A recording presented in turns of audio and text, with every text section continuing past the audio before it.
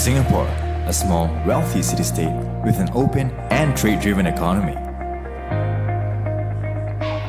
It's a leading global business hub with an ideal location for business and social economic development.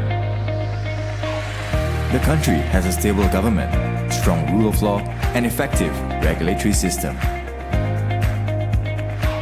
It's a financial, shipping, and trade hub for the Asia-Pacific region and a perfect launchpad for the continent. Businesses from all over the world are enticed by the business environment that the country has to offer. The economy of Singapore is a vibrant free market economy, developing at a very fast pace. With excellent connectivity and a strategic location near the world's largest emerging markets, these are just some of the benefits you can derive from the Lion City.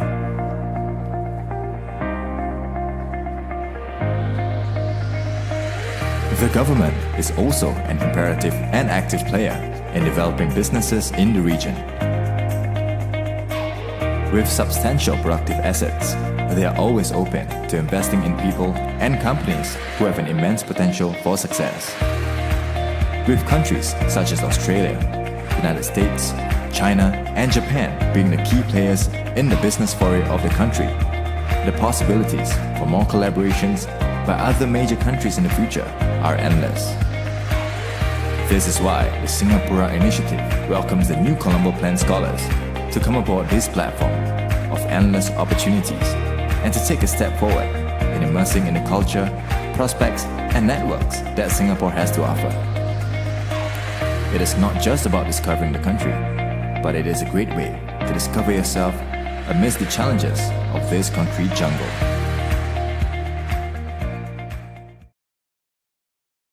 I think the benefit for Australians coming here is to experience something different. You know, they're at an interesting period in their life, like you, young adults. So often what you experience, the friendships you make, the tests you set yourself, the lessons you learn at that sort of age are formative for someone's life. So it's a great opportunity to bring young Australians to this part of the world and to see something different, to actually expand their horizons, to learn about a different part of the world, different cultures, different ways of living, and to make friendships that we hope will endure for their lives. Just as the participants in the Colombo Plan in the 50s and 60s and 70s made friendships that have endured for them, hopefully that will be true for the Australians that come to Singapore and elsewhere. So we run a lot of events that bring people from different communities together, and we like to get the participants from the new Colombo Plan to come along and participate. So it's great to see them and to hear what they're learning and what they're seeing, but also offer them the opportunity to network with other Australians and Singaporeans here around this. So they've participated in quite a few events. We had Commonwealth Games events in the lead up to the Commonwealth Games, business events, cultural events of one sort or another. So it's always good to see them and to hear their stories, to hear how they're faring and what they're learning, and that's always very rewarding. It's very nice to be part of. You can learn certain things from school books and in a classroom, but the most important things you often learn are through face-to-face interaction with other people, and the sort of things you learn from them in trying to put yourself in their shoes, how they see the world, and seeking to understand that a lot better. I think that's actually a very empowering thing itself. So that can be a big contributor to someone's education and their development.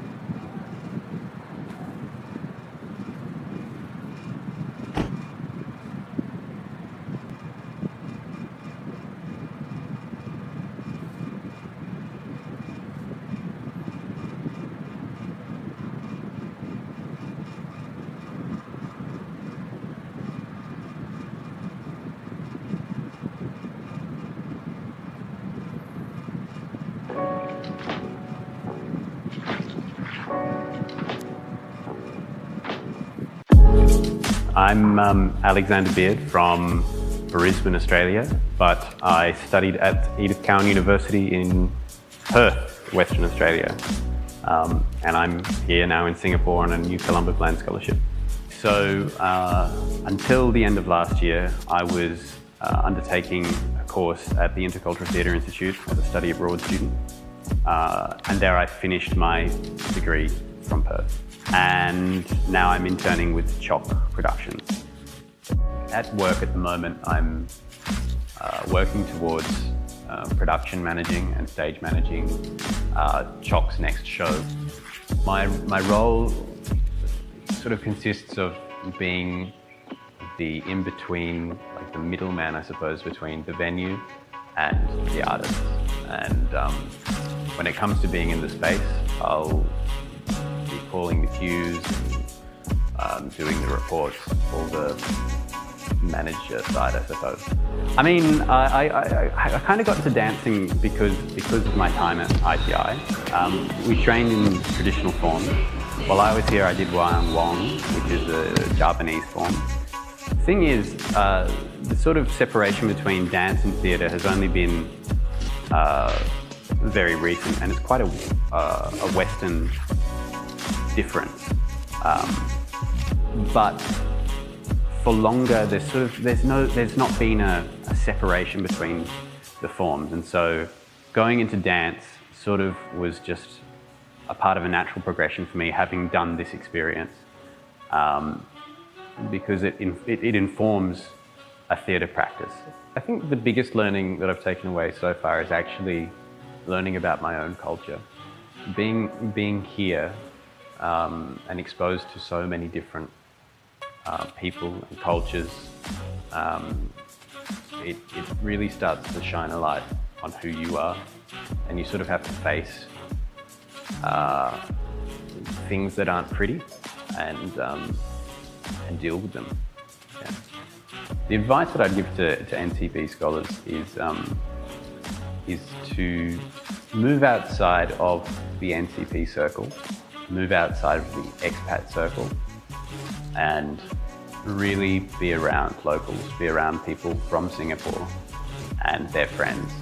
I think that's the main thing, is just let yourself be lost. There is so much on offer here if you're willing to look and find it. And if you understand what your current ambitions and what your current goals are and how Singapore can help you achieve them, then that's the main point. My name's Dana. I am 20, turning 21 in my 4th and final year of a business degree at the Queensland University of Technology. I study economics, and I'm currently 15 months into my exchange in Singapore on the new Colombo Plan program. Coming to live in a country by yourself just teaches you so much about how to deal with different problems and how to motivate yourself. And that is particularly a strong takeaway when you're an undergraduate about to enter the workforce. As Singapore Pacific, they work hard and they work long, and I think being a part of that culture, it's so awake. It's like everything is moving at 100 miles an hour, and it's addictive, and I want to embrace that, almost the motivation behind Singaporeans, and take that back to Australia to work hard, to use that kind of motivation and to keep moving at 100 miles an hour, because that's what I want to do. I think I have changed and I've learnt and I've grown so much on this journey, but mainly the main thing that I can say is just thank you. I have not been more grateful for this opportunity and everything that Singapore has given me.